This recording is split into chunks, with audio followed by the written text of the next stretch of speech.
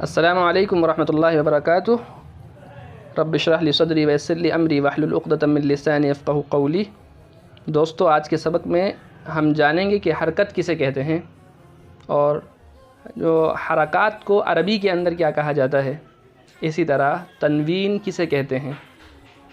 حرکت یہ واحد ہے، سنگولر ہے، اور اس کی جمع آتی ہے حرکات۔ حرکت کہتے ہیں زبر، زیر اور پیش کو۔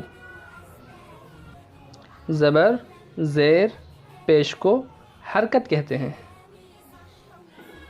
جب یہ کہا جاتا ہے حرکات یعنی جمع، تو اس سے مراد ہوتی ہیں تینوں حرکتیں، یعنی زبر، زیر، پیش۔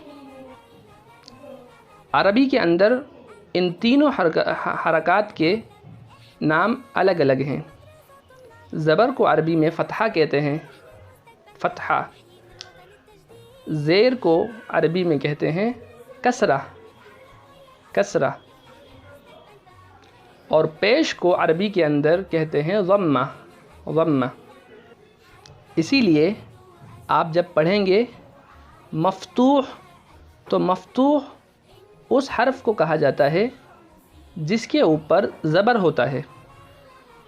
اسی طرح مکسور اس حرف کو کہتے ہیں جس کے نیچے زیر ہوتا ہے، یعنی کسرہ ہوتا ہے۔ اور مضموم اس حرف کو کہتے ہیں جس کے اوپر پیش یعنی ضمہ ہوتا ہے۔